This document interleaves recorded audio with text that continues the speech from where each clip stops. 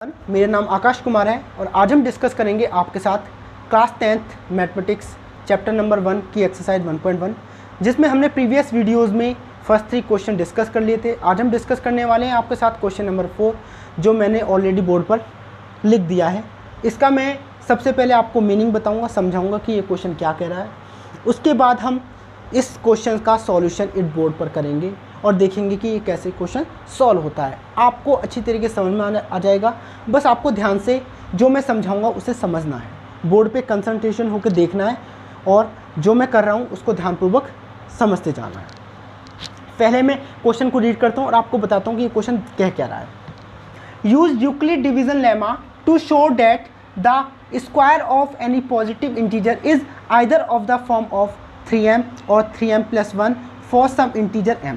ये क्वेश्चन कह रहा है कि आपको यूक्लिड डिवीजन लेमा का यूज़ करके शो करना है कि कोई भी पॉजिटिव इंटीजर जो होता है अगर उसका स्क्वायर करें तो हमें 3m या 3m+1 की फॉर्म ऑब्टेन होती है। ये हमें यूक्लिड डिवीजन लेमा का यूज़ करके सॉल्व करना है, शो करना है। मैंने आपसे प्रीवियस वीडियो में डिस्कस कर लिया था कि यूक्लिड डिवीजन लेमा थ्योरम होती क्या है, इसका जो इक्वेशन होती है वो क्या होती है, इसकी स्टेटमेंट क्या होती है, कहता क्या है। ठीक है, तो हम स्टार्ट करते हैं अपना शो पर। टू शो हमें शो करते हैं। इससे पहले हम थोड़ा सा बता देते हैं आपको यूक्लिड डिवीजन लेमा होती क्या है। EDL मतलब A = BQ + R। यहाँ पे ये जो इक्वेशन है ये यूक्लिड डिवीजन लेमा की इक्वेशन है जहाँ पे R की वैल्यू > 0 होती है, b होती है। ठीक है बेटा, ये क्या है, यूक्लिड डिवीजन लेमा का क्या है, स्टेटमेंट है और ये इक्वेशन है इसकी। इसको यूज़ करके ही हम इस क्वेश्चन का सॉल्यूशन निकालेंगे। तो हम आगे देखते हैं इससे। Let A be any positive integer. माना A कोई पॉजिटिव इंटीजर है एंड B = 3 और B की वैल्यू क्या है, 3। हमने B की वैल्यू 3 इसलिए ली है क्योंकि हमें 3m या 3m+1 की फॉर्म लेके आनी है। Now apply Euclid division lemma. अब हम यूक्लिड डिवीजन लेमा अप्लाई करेंगे तो देखेंगे बेटा A = 3q + R where R is greater than = 0 and smaller than 3। जब हम यूक्लिड डिवीजन लेमा को अप्लाई करेंगे तो A = 3q + R बनेगा। क्यों बनेगा, क्योंकि भाई इसका स्टेटमेंट होता है BQ + R। हमें B की वैल्यू पता है 3 है तो हमने यहाँ B की वैल्यू 3 रख ली है और इक्वेशन बन गई हमारी 3q + R। ठीक है, और R की जो वैल्यू होती है 0 से बड़ी या 0 के बराबर होती है तथा 3 B से छोटी होती है। और यहाँ पे B की वैल्यू क्या है, 3, तो B की वैल्यू हमने क्या लिख ली, यहाँ पे 3 रख ली है। जब हम ऐसा करते हैं तो R की वैल्यू क्या ऑब्टेन होती है, देखते हैं बेटा।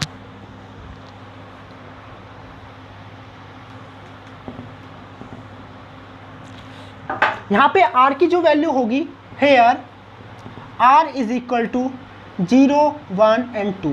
हमें पता है कि यहाँ से R की वैल्यू 0 के बराबर या 0 से बड़ी होती है तो 0 के बराबर होगी, इससे बड़ी यानी कि 1 और 2 होगी। पर 3 के बराबर नहीं हो सकती, ना 3 से ज़्यादा हो सकती, पर इससे वैल्यू क्या होगी, छोटी होगी, इसलिए 1 और 2 यहाँ पे वैल्यू ली गई है। अब हम 1 by 1 इन वैल्यूज़ को A = 3q + R में पुट करेंगे। तो हम बेटा A = 3q + R को फर्स्ट इक्वेशन मान लेते हैं। Put R = 0, 1, 2, 3 in equation first. अब हम क्या करेंगे, R की वैल्यू 0, 1, 2 को इक्वेशन नंबर 1 में पुट करेंगे, इक्वेशन नंबर 1 में पुट करेंगे। तो देखते हैं, if R = 0 then A = 3q। if R = 1 then A = 3q + 1। if R = 2 then A = 3q + 2। यहाँ पे हमने देख लिया बेटा, जब r की वैल्यू 0 होगी तो a इक्वल टू 3q बनेगा, जब r इक्वल टू 1 होगा तो a की वैल्यू 3q प्लस 1 बनेगा, r इक्वल टू 2 होगी तो a is equal to 3q plus 2 बनेगा। ये हमारी 3 इक्वेशन बन जाएंगे यहाँ पे। इन इक्वेशंस को हम equation number 2, equation number 3 and equation number 4 मान लेंगे। अब हम इन पर 1 बाय 1 क्या करेंगे, इक्वेशन को लेंगे और इनका स्क्वायर करेंगे, और स्क्वायर करने के बाद देखेंगे कि क्या इनकी 3m या 3m प्लस 1 वाली फॉर्म आ रही है या नहीं आ रही है। तो कंडीशन नंबर 1 मीन्स सबसे पहले हम इक्वेशन नंबर 2 को लेंगे और इसका स्क्वायर करेंगे। From equation 2 a is equal to 3q, squaring both side. अब हम क्या करेंगे, बोथ साइड में इसका स्क्वायर कर देंगे। जब हम बेटा बोथ साइड स्क्वायर करेंगे तो ये बन जाएगा a square is equal to 3q का होल स्क्वायर। तो हमें ऑब्टेन होगा a square is equal to 9q square. ठीक है बेटा। अब हम बेटा यहाँ देखिए a square is equal to 9q square को हम इजी लिख सकते हैं 3 इंटू 3q स्क्वायर। क्यों लिख सकते हैं, क्योंकि बेटा हम 3 से मल्टीप्लाई करेंगे तो दोबारा से हमें 9 मिल जाएगा। अब हम ऊपर से रब कर देते हैं। आप नोट करना चाहो तो इस क्वेश्चन को नोट कर लीजिए।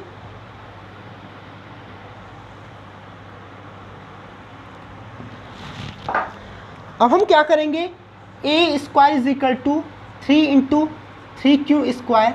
यहाँ पे क्या करेंगे, 3q स्क्वायर को हम m पुट कर लेंगे, यानी कि 3q स्क्वायर को m मान लेंगे। यानी कि हमने क्या मान लिया, 3q स्क्वायर की वैल्यू m के बराबर है। m क्या है, कोई एक इंटीजर है। तो क्या हो जाएगा हमारा a स्क्वायर 3m हो जाएगा। तो यहाँ से हमें क्या मिल गई, 3m वाली फॉर्म आ गई। जब हमने एक पॉजिटिव इंटीजर का स्क्वायर किया तो हमें कौन सी फॉर्म मिल गई, 3m वाली फॉर्म मिल गई जो हमें चाहिए थी। अब हम आगे चलते हैं।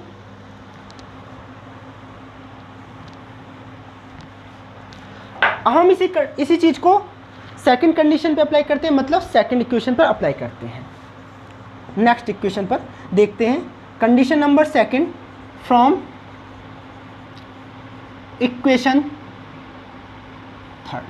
थर्ड इक्वेशन क्या है हमारी बेटा, a is equal to 3q plus 1 squaring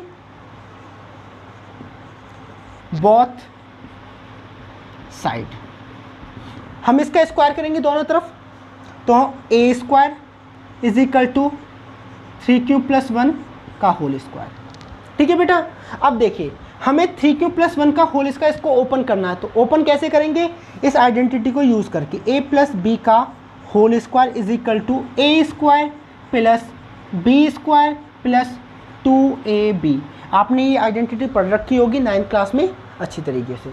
तो हम इसको अप्लाई करेंगे इस पर और इसको ओपन करेंगे। देखिए हम यहाँ पे जब इसको यहाँ से कंपेयर करेंगे तो देखेंगे कि a की जो वैल्यू है वो 3q है और b की जो वैल्यू है वो 1 है।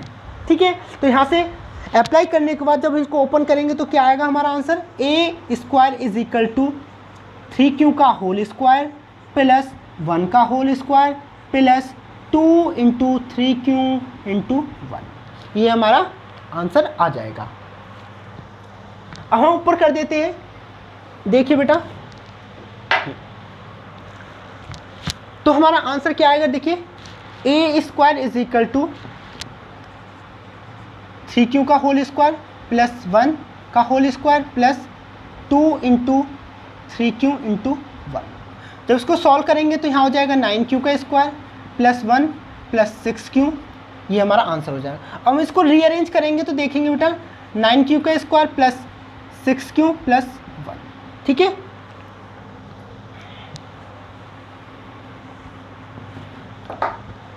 यहाँ देखिए बेटा फर्स्ट 2 टर्म से हम 3 कॉमन ले लेंगे। जब 3 कॉमन लेंगे तो अंदर क्या बचेगा हमारा, 3q स्क्वायर प्लस 2q बचेगा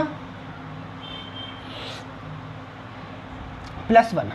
अब हम क्या करेंगे, let 3q square plus 2q is equal to m, यानी कि 3q स्क्वायर प्लस 2m को थ्रू 2q को हम m पुट कर लेंगे तो देखेंगे a square is equal to आ जाएगा 3m प्लस 1, यानी कि हमें कौन सी फॉर्म ऑब्टेन होगी, 3m+1 वाली फॉर्म ऑब्टेन होगी जो कि हमें चाहिए थी।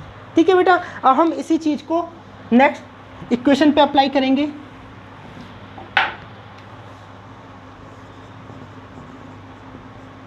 Condition third from equation 4 a is equal to 3q + 2 squaring both side. हम इसका क्या करेंगे, दोनों तरफ स्क्वायर कर देंगे। तो बेटा जब स्क्वायर करेंगे तो a² is equal to 3q + 2 का होल स्क्वायर। देखेंगे बेटा यहाँ पर भी पहले जैसी कंडीशन बन रही है, इसको भी हम पहले की तरह ही ओपन करेंगे a + b का होल स्क्वायर आइडेंटिटी को यूज़ करके। ठीक है बेटा,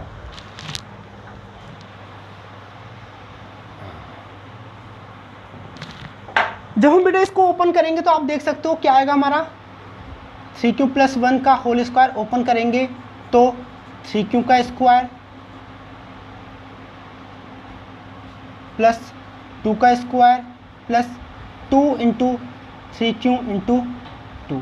तो यहाँ पे हमारा जो आंसर आएगा 9q² + 4 + 12q। हम इसको रीअरेंज करेंगे तो देखेंगे बेटा 9q² + 12q + 4। आप देख सको बेटा ये जो 4 है, क्या मैं 4 को 3 + 1 लिख सकता हूँ? यस लिख सकता हूँ। क्यों? जब हम 3 को 1 में ऐड करेंगे तो आंसर हमारा क्या आएगा, 4 आएगा। तो मैं 4 को 3 + 1 लिख सकता हूँ। तो मैं क्या करूँगा, यहाँ पे 3 + 1 लिख दूंगा। अब हम क्या करेंगे, इन तीनों टर्म से 3 कॉमन ले लेंगे। जब हम 3 कॉमन ले लेंगे तो यहाँ से क्या आएगा, 3q² + 4q + 1 प्लस। ठीक है, अब आगे चलते हैं हम। Let 3q² + 4q + 1 is equal to m। दोबारा से जो ब्रैकेट के अंदर रखी गई है वैल्यू, इसको हम m पुट कर लेते हैं। तो देखेंगे a² इज इक्वल टू कितना आ जाएगा, 3m + 1। तो अगेन आप देख सकते हो यहाँ पे भी हमें 3m + 1 वाली फॉर्म ऑब्टेन हो गई। तो यहाँ से हमने प्रूफ कर लिया कि कोई भी पॉजिटिव इंटीजर होता है उसका स्क्वायर करने पर हमें 3m या 3m + 1 वाली फॉर्म ऑब्टेन होती है। तो यहाँ से therefore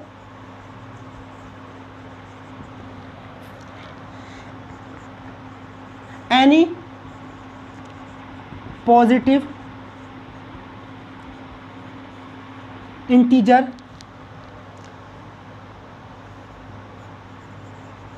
either of the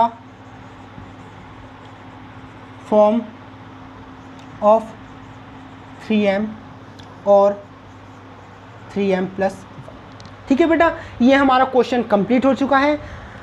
hope है मेरी कि आप इस क्वेश्चन को समझ चुके होंगे अच्छी तरीके से। अगर समझ में नहीं आया है तो इस वीडियो को आप रिपीट करके बार बार देखिए, तो आपको क्वेश्चन ये अच्छी तरीके से समझ में आ जाएगा। और मेरी आप लोगों से एक रिक्वेस्ट है कि इस चैनल को आप ज़्यादा से ज़्यादा सब्सक्राइब करें, इस वीडियो को ज़्यादा से ज़्यादा शेयर करें, लाइक करें, अपने दोस्तों से कहें कि इस चैनल पर आके इस वीडियो को देखें, मैथ्स के कंसेप्ट को अपना क्लियर करें, क्योंकि यहाँ पर ऐसे कंसेप्ट, एप्रोप्रिएट कंसेप्ट अवेलेबल हैं जो आपको अच्छी तरीके से समझ में आ जाएंगे। Thank you.